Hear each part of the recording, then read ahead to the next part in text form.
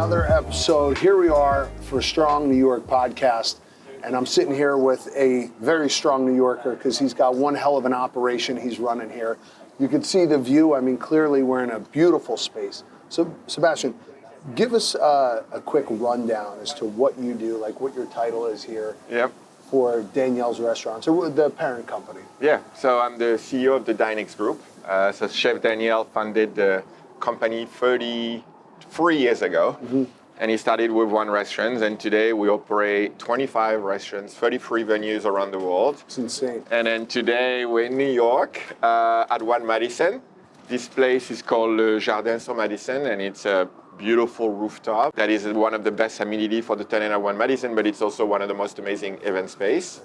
It's where you're going to do your next big event. I can't wait. I'd love to do something here. And we were talking before, you know, obviously, for those of you out there who don't know Daniel's Restaurants, I mean, in my opinion, he's probably top 3 chefs of all time. To me, I think he's one of the greatest chefs of all time, for sure. In America, in New York, he's got a collection of restaurants that is incredible. He started with his flagship, that is Daniel, on the Upper East Side. What do you think makes him so great? I think it's a combination of things. He's one of the greatest chefs of all time, so that's one piece. I think he trained with some of the best also, and I think that's why he's one of the greatest chefs. And then he's an amazing human being. He's an amazing marketer. He's an amazing business person. And I think it's a combination of all of those things that got him to where he's at today.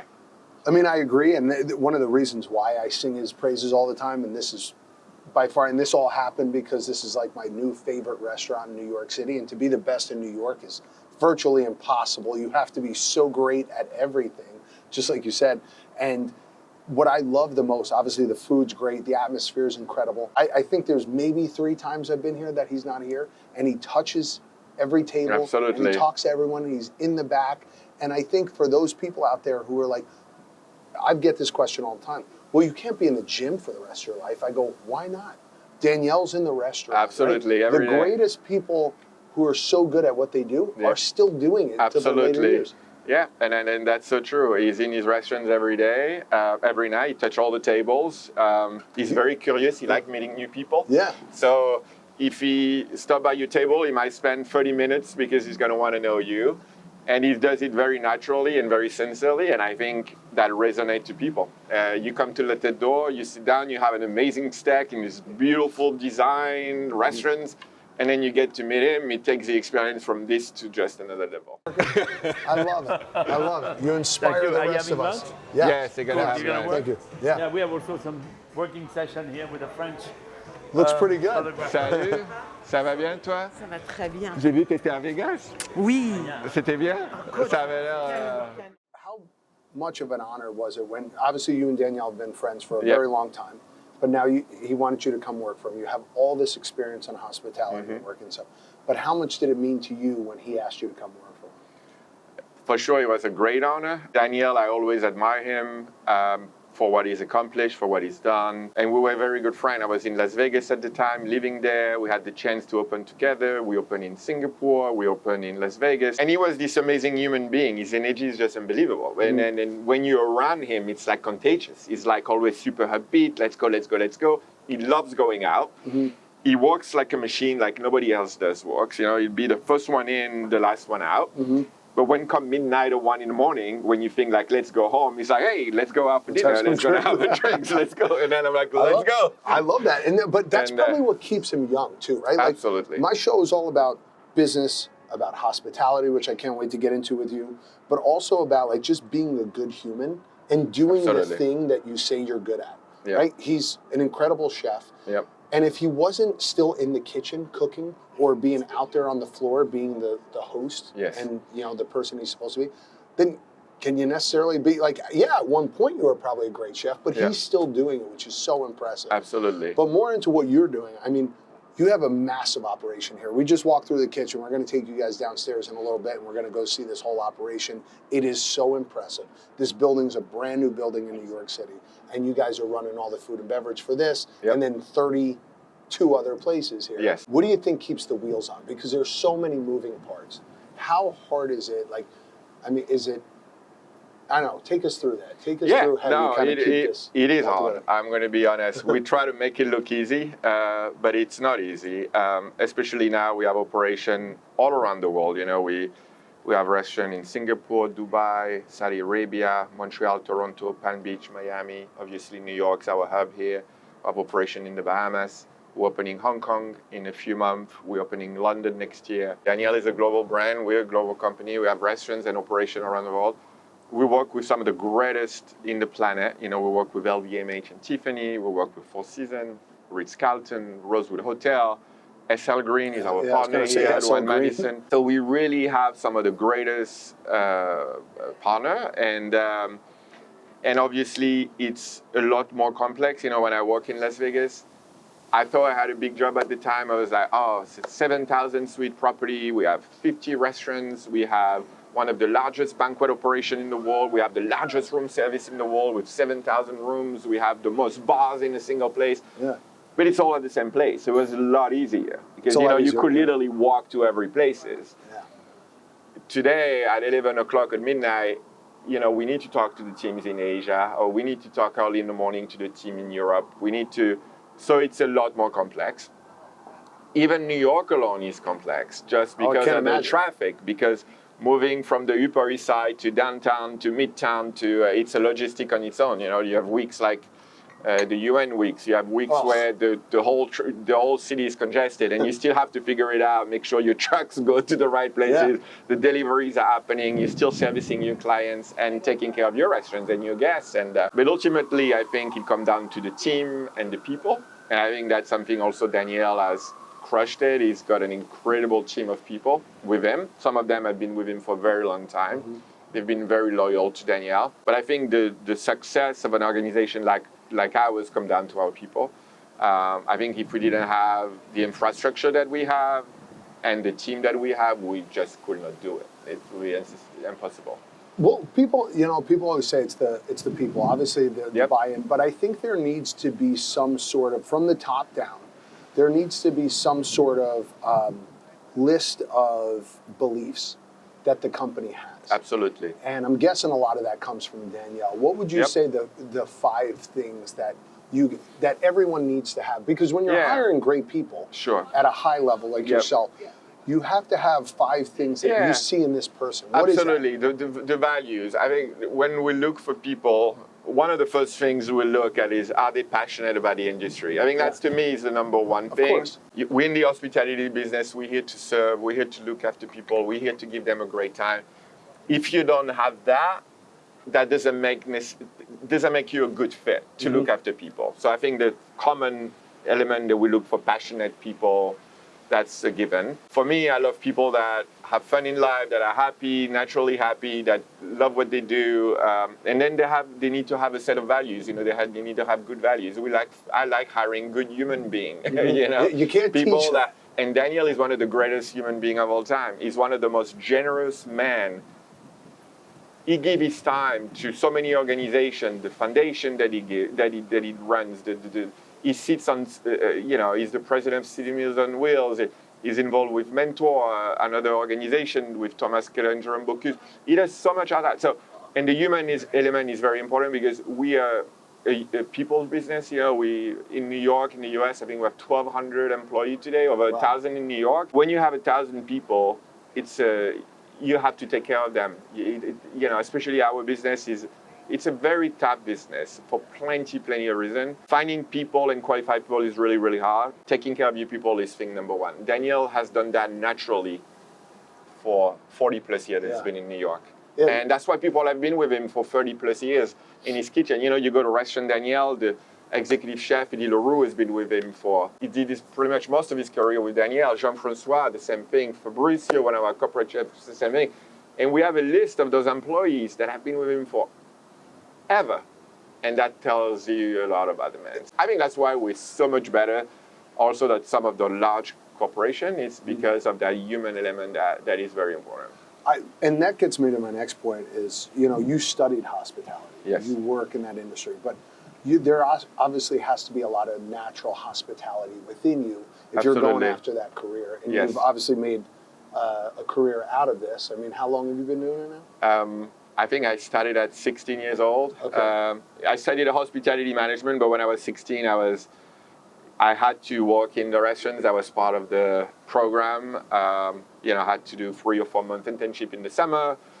And then not only that, I had to start making some money. And I wanted to be in the hospitality business because of my uncle. I had my dad's brother, Piero. He had a restaurant in Italy on the Italian Riviera. And as a kid, I would go visit him. And I would see him. As a kid, I was like, I want to be just like him. Always dressed nice, always tuxedos at night. So during the day, he was entertaining, the biggest name at the time, the Pavarottis of the world, the Sophia Loren's of the world. And as a kid, I was witnessing this, and he was working in this beautiful restaurant that was his restaurant, overlooking the Mediterranean Sea. Every time I would go there, they would pamper us. We'll be having dinner there with my mom, my dad, my brother, my sister.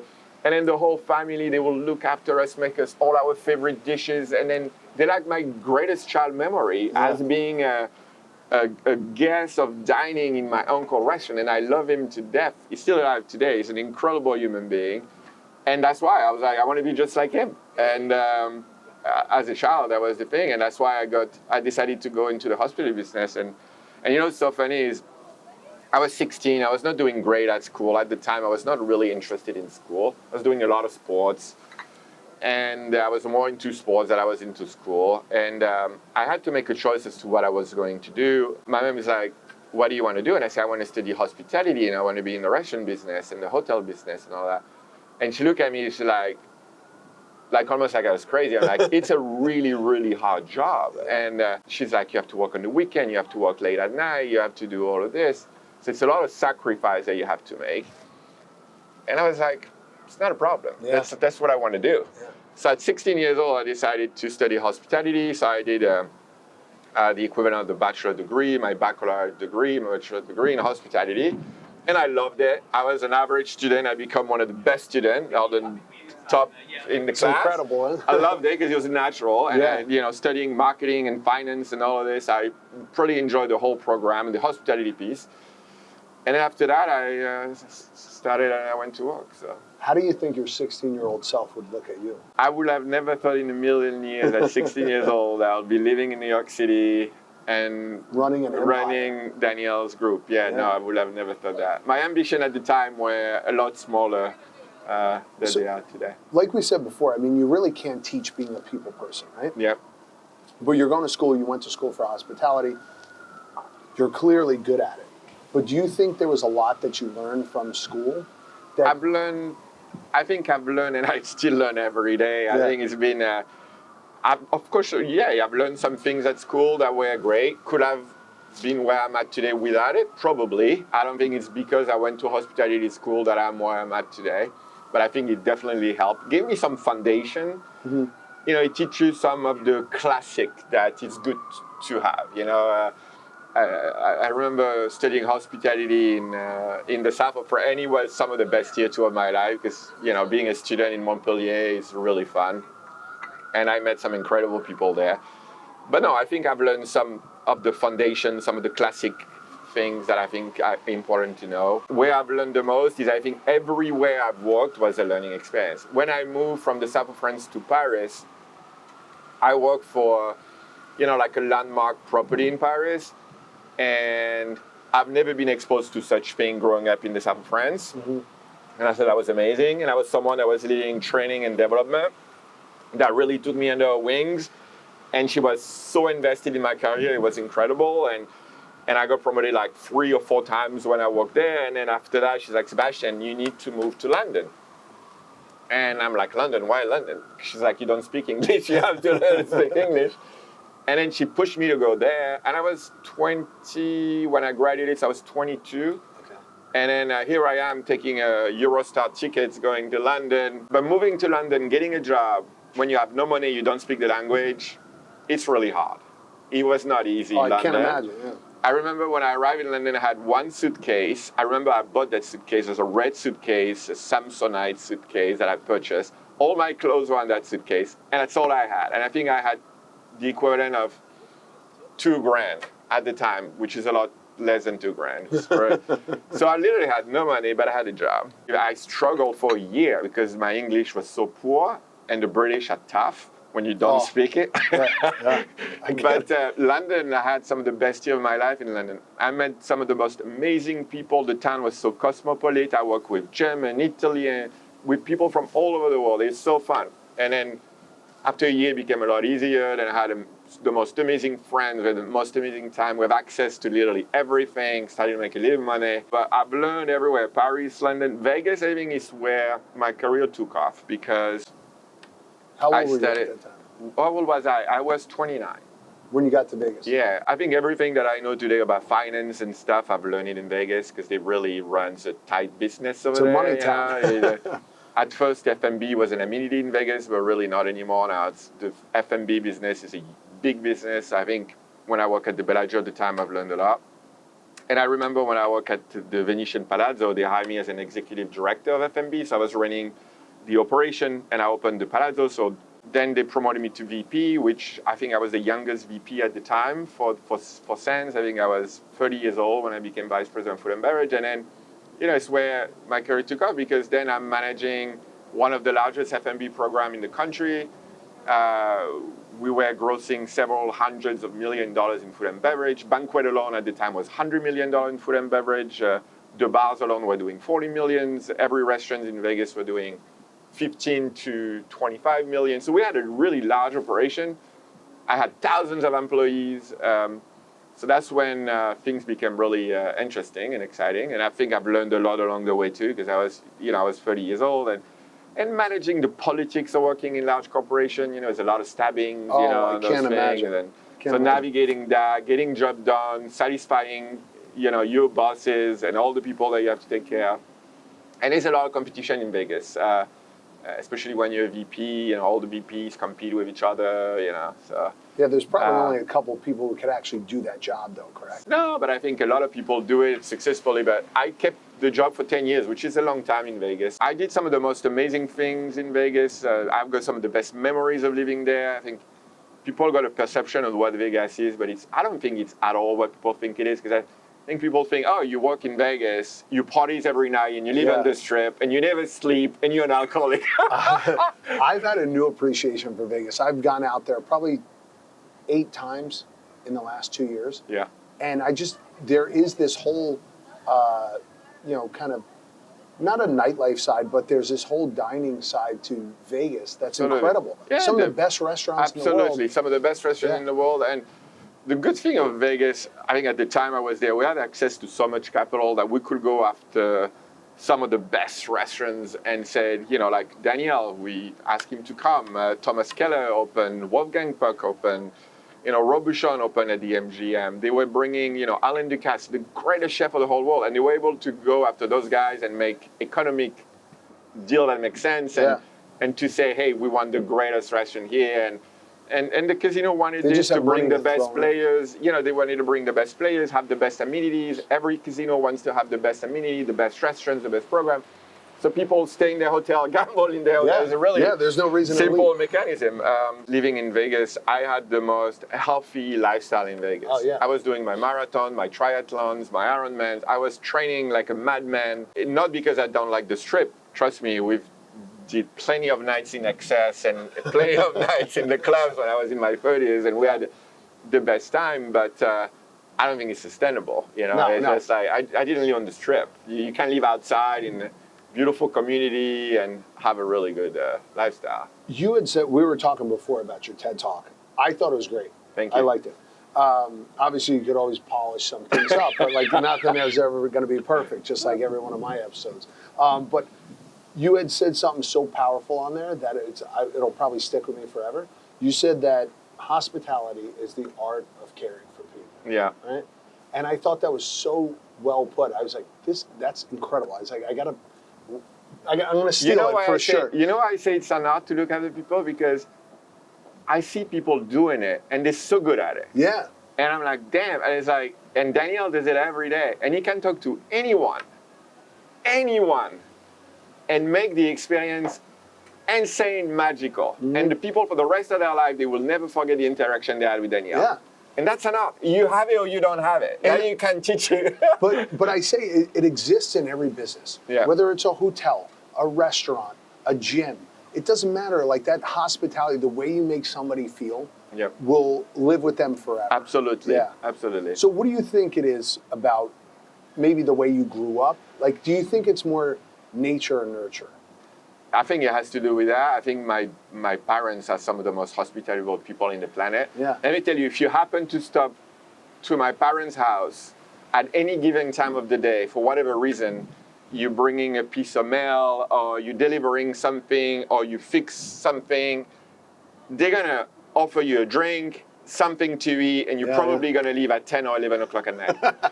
Every time, I remember as a kid, someone will stop by the house. My parents would always keep them over for dinner, and then, you know, it was like, and me too, as a kid, I remember when people would come to the house, first thing I would say is, can I get you a drink? And my dad is still at work, he'll be back soon, can I get you a drink? Sit down. It's like, you know, it's like already a mindset of a family. I think that's very French and Italian also, you know, that hospitality things. My parents were the same way. I grew up, and it's like, they were just magnetic with people because it was always like, how much could they do for somebody? Like my mom was always like, oh, that lady down the block, she asked me about this, I'm gonna go do it for her. And I'm like, that's weird, why are you gonna do that? And then, but I saw how people were drawn to them because they were like that, you know? And I think that, I don't think that ever leaves you. Yeah. You know, and I think that has to do with a lot about who you are today. What do you think the 3 things that most people miss out on when they're not hospitable, right? Like what are some things that restaurants or hotels are getting wrong that they could easily tweak them? Like you could come in and almost do like a restaurant rescue. Yeah. Like what are 3 things that people are doing? This episode is powered by Celsius. Now, whether you're in the gym or you're on the run or, hey, you're just doing a podcast, grab yourself a can of Celsius and live fit. I call that the foundation. Yeah. Great food, great service, a beautiful and clean and functioning restaurants. All of this is like, I call that the foundation. Yeah. If you don't have the basic right, you don't even have a shot at it. And then you have to have the ambiance, the music, the vibe, the lighting, the thing, and then the hospitality, you know. We have great maitre d's, restaurant manager, directors in all our restaurants. At La Tête d'Or, you have Elvire, it's so pleasant, so fun to be around. You have Dee today for lunch, she's got an incredible energy, and having those people make a difference. Yeah. No, and I think that's important. Now, there had to be some people over the course of your career that you've met and you're like, all right, what are they not getting? Like, what can you teach somebody about hospitality? I could give you a funny example. My sister is a doctor in mathematics and statistics. She's a brilliant, mind-blowing person, but I don't know if being in the restaurant industry will be the best fit necessarily for her. Not that she will not be good at it, but I don't know if she could speak to everyone. That makes sense? Yeah. And not being in a negative way. So I think there's some people that have more of the personality to be in the hospitality. I think someone that likes to go out, that's got a lot of friends, that is very sociable, that will be more of a natural fit to be in the hospitality. Yeah. Because look, the day starts early in the morning and finish late at night. And at 10 o'clock at night, you need to be as much fun as you are at 9 or 10 in the morning. You're entertaining people. Yeah.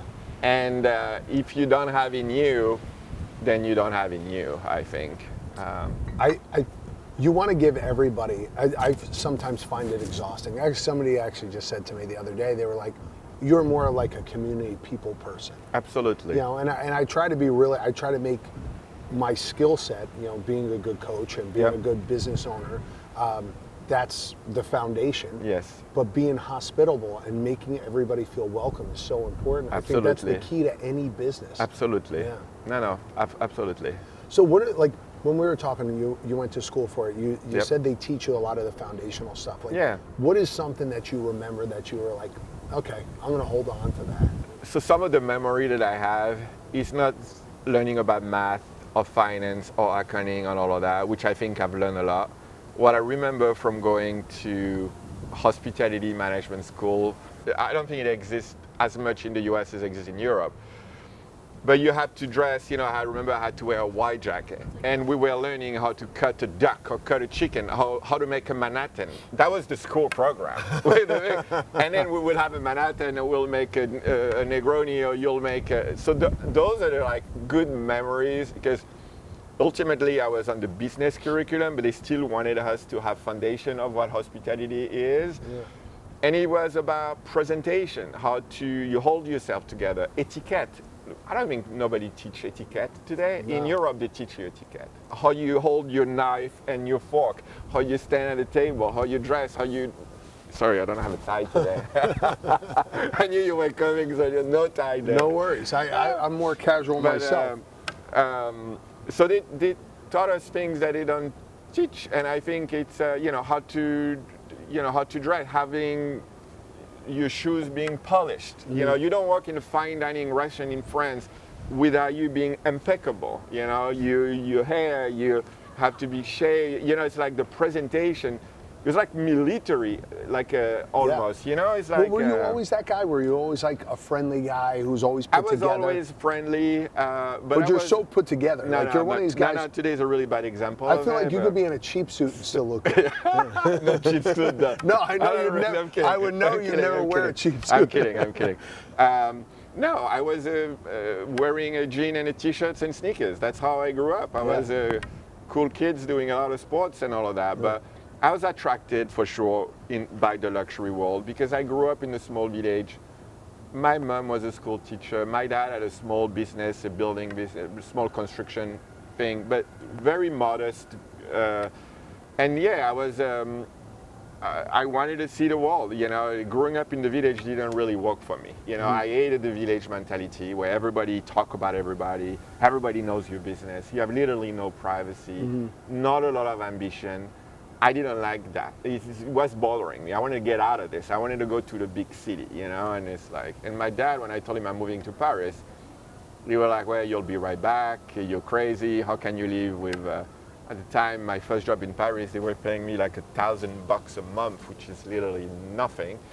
Paris is expensive. And Paris is expensive. And it's like, how are you going to live on this? And I said, I'll figure it out. And I did figure it out. I worked 2 jobs and I got to figure it out, and it all worked out. But I wanted to go to the big city. I wanted to go to the club that I could not get in. I wanted to go to the private club that nobody can get in. I always find my way in. It's like in London, I literally had access to the whole city. It's like I felt like London was my town. It's like, and no matter if it was a private club, if it was, and it's just, it's been so much fun. You've been all over the world. You've lived all over the world. What's your favorite city? I don't have a favorite city, I think. I think I love so many cities. I love New York now. It took me a while to love New York as much as I love New York now. Yeah, because I feel like most people come I was here living in LA. Yeah. And I loved LA because I love the weather. I love the outdoor. I love cycling on the weekend with my friends. I love running in Malibu. I love driving my convertible on Pacific Coast Highway. I love going to the wine region, see my buddies, going to Santa Barbara for food. And I thought when I moved to LA, I'm like, I don't want to move anywhere else. LA, this is it. I love it there. My friends there, for me, it was just perfect. And Daniel comes in, he's like, I want you to come to work with me in New York. And I promised the kids at the time, we're not moving again because we live in Vegas, we live in Miami, we live in Dallas, and the kids were like, Dad, we love you, but we're tired of moving. We love it in LA. We're living in Beverly Hills, we're in Truesdale. It's like paradise up there. And they're like, Dad, we love you, but we're not moving. And Daniel's like, I'd like you to move to New York. So I said, Daniel, can we do half and half? I do 2 weeks in New York, 2 weeks in LA. So we started like that. And Daniel is like, it's not working out. I need you full time here. So at first it was hard. It was hard because the weather was brutal for me in the winter. And I'm an outdoor guy. And I'm like, 3 months of winter, you cannot do anything. I cannot cycle. I love cars. I cannot drive my cars. I love motorcycles. I cannot ride motorcycles. So I was like, felt trapped. It's like, what do we do on Sunday? You drink wine in front of the fireplace, right? And I cannot do that on Sunday. It's not what I like to do. I like to go out and run and stuff. But eventually I fell in love with New York. I think now today, I think New York is one of my favorite cities in the world. For so many reasons. I think the people are unbelievable. I think New York is the capital of the world. Everybody come to New York at some point. Yeah. All the big deals happen here. Everything happened in New York. Some of the best food in the world is here in New York. What kind of motorcycle do you ride? I love so I have an Harley Davidson, which I love. That was more of a LA or Vegas thing to have a big Harley on PCH. That's cool. But I love the Ducati, so I have a few Ducati motorcycles. Two are the only, yeah, those are the two bikes I've had. The best one, yeah. I love riding. Yeah, so do I. I mean, look, come to see me in Connecticut. I'll take you. Oh my God, how many bikes do you have up there? I have too many. Really? I'm coming out. I have 4. Yeah. I have 4 because you cannot have only one bike when you're a bike addict because it's not fun to ride alone. You know? No, there's no point. And then what I like is when people come to the house on the weekend, it's like, okay, let's all take a motorcycle and go out. So, you know, it's one of the chefs here, sometime he comes. My friend Kyle's, he doesn't have one, so I'm like, you take one. And then, so we always like 3 or 4 riding, and then it's fun. One of the first things I bought myself when I was 21, 22, I bought a 06 Harley Night Train. So they don't even make the Night Train anymore. And I loved it. It was all blacked out. Yeah. And I love this thing. And I had it up until last summer. Okay. And I finally sold it. But I just kept adding pieces to it, and I had a Ducati for a while. Okay. And I love that because it's like less maintenance. Yeah. Like the Harley, every season, because of the weather, you got to bring it in, it's got to get tuned up and stuff. Absolutely. But, yeah. Yeah, and for me, that's what I love about the motorcycle. All the bicycle is when I'm not on my phone, and it's pure, it's peace. I don't know what to say. And then it's the outdoor, you see the world, you have to pay attention because you have to pay attention. Yeah. Well, is that how you kind of turn your brain off? And because this has got to be such a massive operation that you have, and it must never stop. I mean, you have operations all over the world. So absolutely. At any night, at any hour of the night, somebody could call you up and ask you. And they do, yeah. So how do you relax? So look, my schedule is Monday through Friday. I'm like any CEO. I run the business out of our corporate office. At nighttime, I'm in the restaurants with Danielle. We go around and take care of our friends and people and guests. And on the weekend, you know, obviously, I love to be active, and I love, you know, obviously, I love running, I love cycling, I love going to the gym. I have a friend, you know, we're starting to lift weight again because I'm trying to. There we go. You're gonna take me under your wing. I would love to. Yeah, I'd love to have you over at the gym. It is the greatest gift that I could give to people, right? That the gift of strength leads to so many other great things. Confidence. Absolutely. You know, just the way you walk into a room. To me, it's the gateway drug to greatness. Absolutely. Is the gym. So, I mean, as much as I'd hate to leave this rooftop because I could sit up here all day, I want to go take a look at the operation and show everybody like what everything looks like. Absolutely. Let's go on the tour. Let's do it.